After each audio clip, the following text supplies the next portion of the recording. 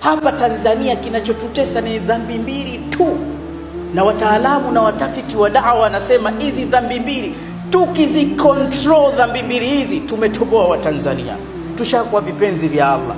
Dhambi zinazotutesa zinaa na ulevi, hivi vinatutesa kweli kweli. Hivi ni vigumu kumkuta Mtanzania anaabudia vitu vya ajabu ajabu, yeye Mungu na yeye.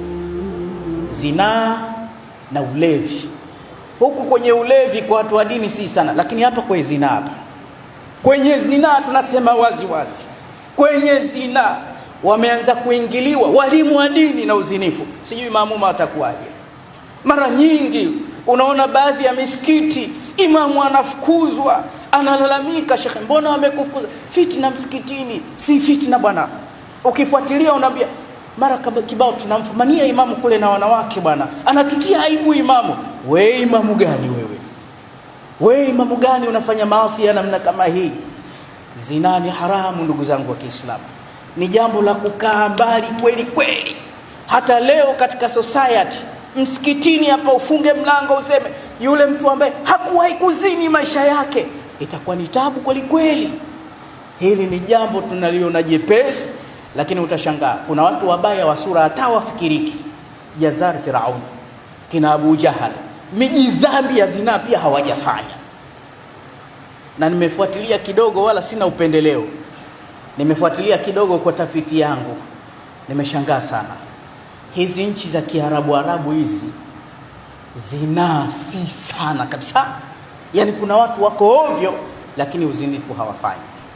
Nimeamua kesi nyingi counseling, mtu wa ovyo anakuja tunagombana, lakini hajai kushiriki zina hata mara moja. Unamkuta mtu bado yuko msikitini sala 5, wallahi anaendeleza zina. Na ninasema wazi, zina miongoni mwa maradhi yake zaidi, miongoni mwa matatizo yake 60, kinachosababisha kikubwa hatufanikiwi, maisha yanakuwa magumu. Yani mtu hata asiwe Muislamu, awe kafiri, sehemu yake ya kazi akiweka mbele wanawake, ile kazi inaharibika, lazima afukuzwe. Zina ina nuksi ya hatari. Ukizini kwanza unaondoshewa aibu usoni mwako, kesho unaweza ukamtongoza hata mtu kama mama yako. Na ukizini leo kwa sababu dhambi hii ina nuksi, kesho utatafuta dhambi mpya ambayo hujaifanya. Kila siku unakuwa mtumwa wa madhambi. Kitendo cha dakika 5 kitakuponza. Maana ya zina ni dhiki ya kila kitu, mpaka riziki yako. Taarifu yake ni kudhikika kwa kila kitu kabisa. Ramadhani hii imekuja kutuonya na vitu kama hivi. Mimi ni mpya tena, Ramadhani imeisha, wallahi mpaka itakuja Ramadhani nyingine sizini maisha kwa vyovyote vile. Muislamu amua, unaweza. Walladhina jahadu fina lanahdiyannahum subulana wa inna Allaha lama'al muhsinin. Wale waliopigana jihadi kwa ajili yetu, miongoni mwa jihad kuzipiga nafsi zao, kuzirudisha katika haki na kuziepusha na maasi kama hayo, Mwenyezi Mungu atawaongoza katika njia za khair.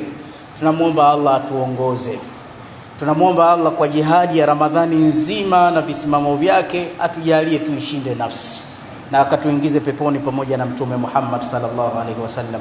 Inna Allaha malaikatahu yusalluna ala nabi ya ayyuhalladhina amanu sallu alayhi wa sallimu taslima.